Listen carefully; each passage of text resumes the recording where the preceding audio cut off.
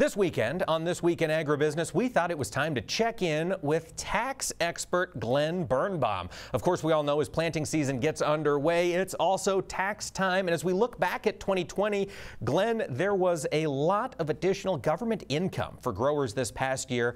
As they're preparing to meet with their accountants, is there anything they need to have in mind? What are the headlines do you think guys need to know?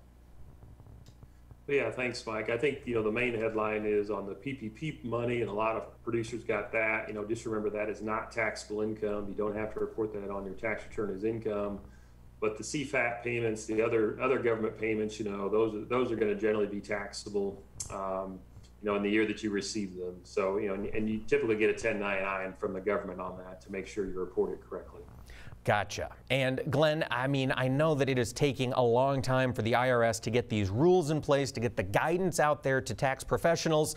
For farmers who really like to get their taxes knocked out and out of the way, what's your advice for them coming into 2021? Is this a year to just move fast and get it done, or are you advising people to sit back a little bit? Yeah, it's a good question. And, hopefully most people know that the deadline was pushed to May 17th. So instead of being due April 15th, you have another month to pay your taxes, May 17th. But if you do have to make your quarterly estimated payments, those payments are still due. We're talking about for 2021 now. Those payments are still due April 15th. So that's the most pressing deadline. But yeah, this is a year, I think, Mike, to really think about possibly needing to extend your return even past May 17th.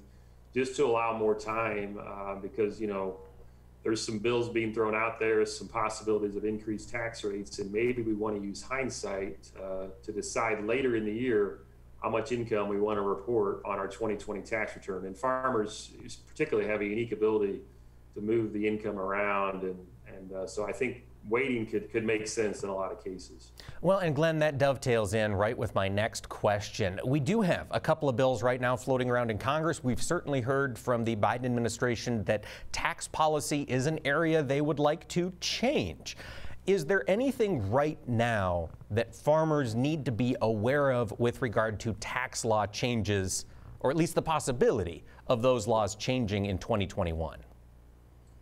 I think there's a couple things. The bill that has been released, kind of as part of this infrastructure bill. How are we going to pay for this? One of the main things is talking about increasing the C corporation rate, and these are more the old traditional corporations. Increase the C corporation rate from 21% up to 28%. Be a pretty big increase, and just a few years ago. The rate was only 15% on the first $50,000 of taxable income, and farmers that did have a C corporation maybe are used to kind of trying to keep income in that range, so we'd be going from 15% up to almost double that if it passes. So that's one of the kind of the most concrete things, is that there is probably a pretty good chance that the C corporation rate will go up. Now, there's also been a lot of focus, Glen, and I'm sure this is where you were going. I didn't mean to cut you off, but this step up in basis that is really vital for a lot of family farms to get handed on to the next generation certainly sounds like it's come under attack by a number of senators. I know President Biden has mentioned it several times. Should folks out in farm country be concerned that step up in basis might be changing or going away? I think it's too early to do any absolute specific planning, but it seems like the political waves here are that there is going to be some look to people who are worth a lot of money. It doesn't have to be liquid money. It can just be in land or things. And yeah, as you said, Mike, one of the things that's been proposed, and this is not even really a full bill that's even been released. It's kind of more of a summary, and a lot of people are still looking at it, but you may not get that step up in basis on death. And just as a quick recap, if you gift away property during your life, generally that does not get a step up in basis. It's just what we call a carryover basis.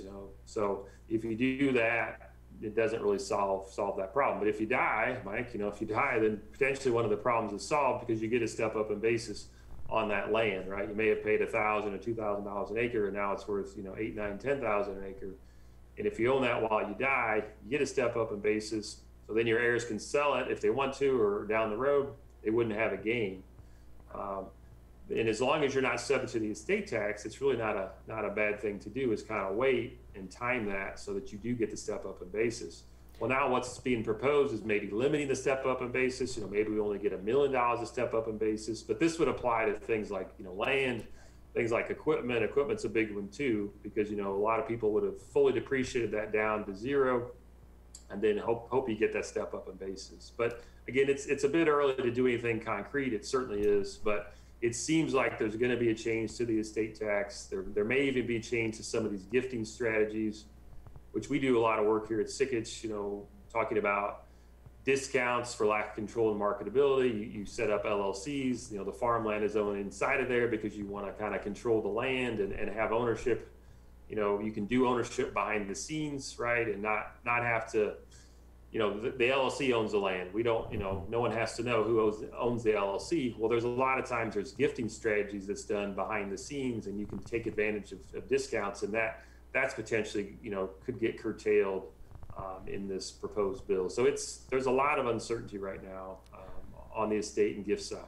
So yeah, there's a ton of uncertainty, Glenn, as you've mentioned. Even though we don't know what's coming, it sounds like you're definitely of the opinion that change is probably coming in one form or another. With that being the case, should growers this year make it time to get out there and consult with their accountant or an attorney just to get a feel for the lay of the land? Would that be a good first step?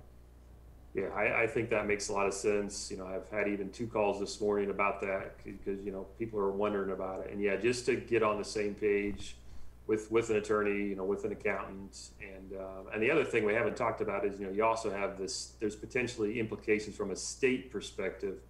States may have their own estate tax. So it's a lot to manage, and you need a team, and make sure your attorney and your accountant are, in that meeting. And because, the more brain power, the better on this, Mike.